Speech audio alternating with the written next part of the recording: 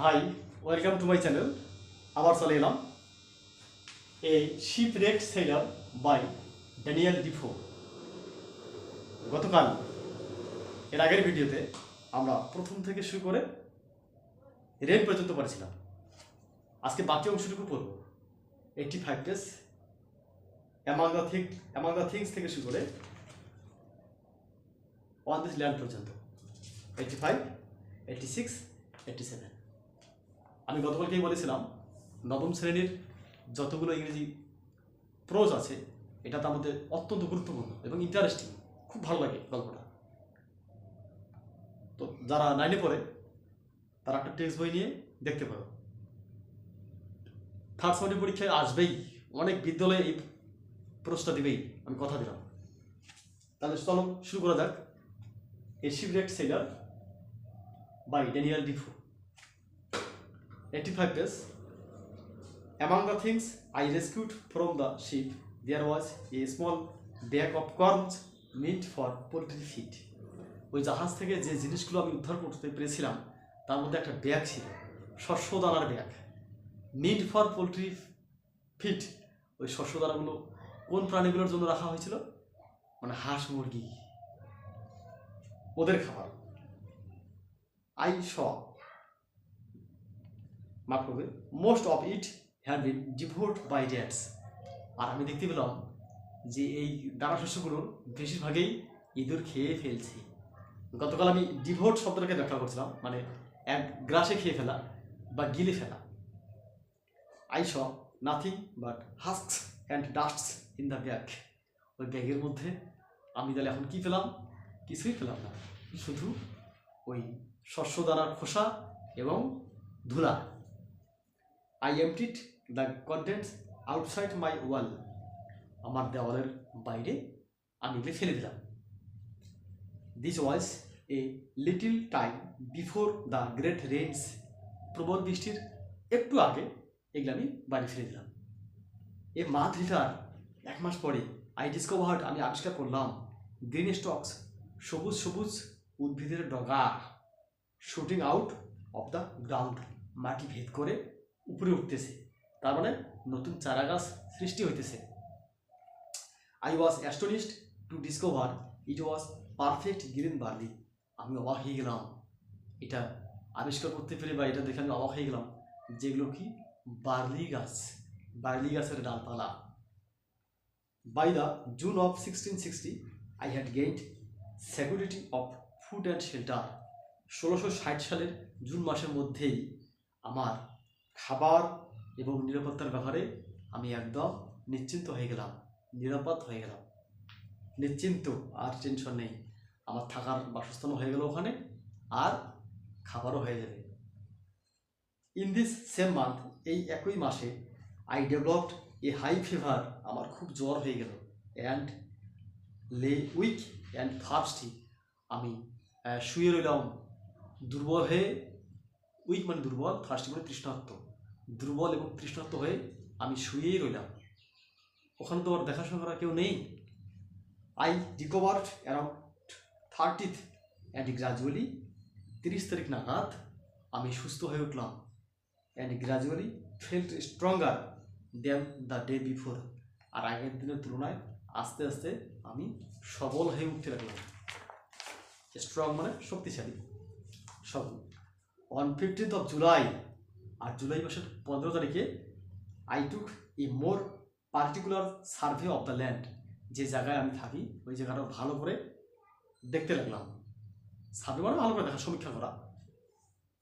Around 2 miles up, ওই জায়গা থেকে প্রায় 2 মাইল উপরে গিয়ে, আই ফাউন্ড, আমি দেখতে পেলাম, এ ব্রুক, একটা ছোট্ট নদী, with pleasant meadows by its bank, আর নদীর ধারে বেশ ঘাস জমি, ঘাস আছে, প্লেন সমতল, স্মুথ মসৃণ কোমল, অ্যান্ড কভার্ড বাই গ্রাস, আর জায়গাটা ঘাসে ঢাকা। ও একদম উপত্যকার মতো। ইন এ উডি পার্ট, একটু জঙ্গলের মতো এলাকায়, I found মেলনস in great abundance, আমি প্রচুর পরিমাণে দেখতে পেলাম ওখানে কি মেলনস মানে তরমুজ, অ্যান্ড গ্রেপ ট্রিস, এবং আঙ্গুর গাছ। The grapes were ripe and rich. আর আঙ্গুরগুলো কেমন ছিল? আঙ্গুরগুলো হচ্ছে গিয়ে পাকা এবং rich.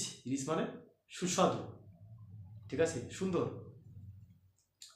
Further into the land, আরও একটু ওই জায়গাটার ভিতরে, আই ফাউন্ড, আমি দেখতে পেলাম a great number of cocoa, orange and lemon trees.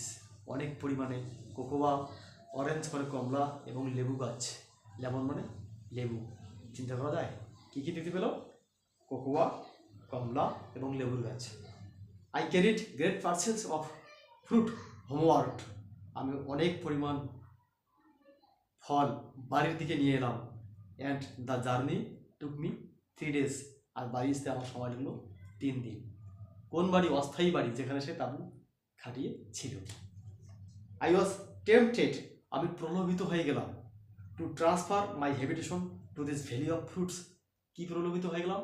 যে আমি চেয়েছিলাম আমি আমার বাসস্থান এই ফলের উপত্যকায় নিয়ে আসি। আই ডিড নট, কিন্তু আমি সেটা করলাম না। Because I still hoped to be rescued by some passing ship on the sea, আমি তখনও আশা করছিলাম যে সমুদ্রপথে যাবে এমন চলন্ত কোনো জাহাজ, ওরা আমাকে উদ্ধার করবে। I did not want to enclose myself in hill and woods, এই হিল মানে পাহাড়, এই পাহাড় এবং জঙ্গলের মধ্যে আমি নিজেকে আবদ্ধ রাখতে চাই নাই। I stayed in view of the sea, আমি সমুদ্র থেকে মুখ করেছিলাম। 10 months had passed since I had set foot on this land, এই দ্বীপে পা রাখার ইতিমধ্যে 10 মাস পেরিয়ে গেল। প্রিভিয়াসলি, অতীতে, I had no lamp after dark, অন্ধকার হওয়ার পরে কোনো প্রদীপ বা আলোর ব্যবস্থা আমার ছিল না। I collected a little tallow and a small clay dish, আমি সংগ্রহ করলাম a little tallow. Tallow means প্রাণীজ চর্বি, এবং একটা ক্লে ডিশ, মাটির পাত্র। To this I added a wick, আর এতে করে আমি আর যোগ করলাম একটা সলতে। সলতে মানে ওই আগের দিনে মানুষ, আমরা তো গ্রামের ভাষায় বলতাম যে ল্যাম্প, হ্যাঁ, তো সলতে দিয়ে জ্বলতো। I had thus made myself a lamp, এইভাবে আমি নিজেই তৈরি করে ফেললাম প্রদীপ। তারপরে এবার আলোর ব্যবস্থাও হয়ে গেল। I now began to seriously consider the circumstance I was reduced to, যে পরিস্থিতির মধ্য দিয়ে আমি যেতে শুরু করেছি বা আমি পড়েছি যে পরিস্থিতিতে, সেই পরিস্থিতি আমি ভালো করে পর্যালোচনা করতে শুরু করলাম। আই ডিসাইডেড, আমি মনস্থির করলাম, to describe my state of affairs in writing, আমার এই পরিস্থিতির কথা আমি লিপিবদ্ধ করে রাখবো। আমি লিখিত আকারে এগুলো রাখবো কোথাও। কাগজ তো ছিলই। I began to keep a journal of every day's employment মানে এখানে কাজ, তাই প্রত্যেক দিনের কাজকর্ম আমি একটা খাতায় লিপিবদ্ধ করে লিখে রাখা শুরু করলাম। I could not include all particulars, কিন্তু সমস্ত ব্যাপারগুলো আমি অন্তর্ভুক্ত করতে পারিনি বা লিখতে পারিনি। বিকজ, কারণ gradually I ran out ink, ধীরে ধীরে একদিন আমার ওই লেখার কালি শেষ হয়ে গেল। I found by the notches I cast on the post, ওই খুঁটিতে যে টান দিয়েছিলাম, দাগ দিয়েছিলাম, সেই দাগগুলো দেখে আমি কি পেলাম বুঝতে, কি দেখতে পেলাম, ইট ওয়াজ সেপ্টেম্বর 30 অ্যাগেইন, আবার 30শে সেপ্টেম্বর ফিরে এসেছে।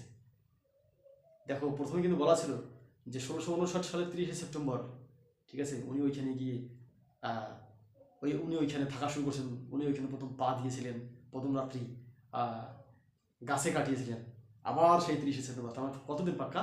1 বছর। ওই জন্য বলছে I had spent 365 days on this land. I had spent 365 days, past perfect টেন্সের একটা বাক্য, অন দিস ল্যান্ড, আমি এই দ্বীপের উপরে 365 দিন একদম কাটিয়ে দিলাম। ওয়ার্ডনেসগুলো ভালো করে দেখতে হবে। ডিসমাল মানে ডিসোলেট, মানে হচ্ছে কি নির্জন। ডিভোট মানে ওই যে গিলে ফেলা। At all of something quickly, চট করে কোনো কিছু খেয়ে ফেলা মানে গিলে ফেলা। হ্যামক মানে a kind of hanging bed, generally made of net, net দিয়ে তৈরি করা এক প্রকার দোলন সজ্জার কথায়, এক প্রকার বিছানা। 45 minutes সেগ্রোট, সিকিউর মানে সুরক্ষিত, নস মানে মার্ক মানে চিহ্ন বা দাগ, tallow means animal fat used to make candles, প্রাণীজ চর্বি যেগুলো দিয়ে বাতি জ্বালানো হয়।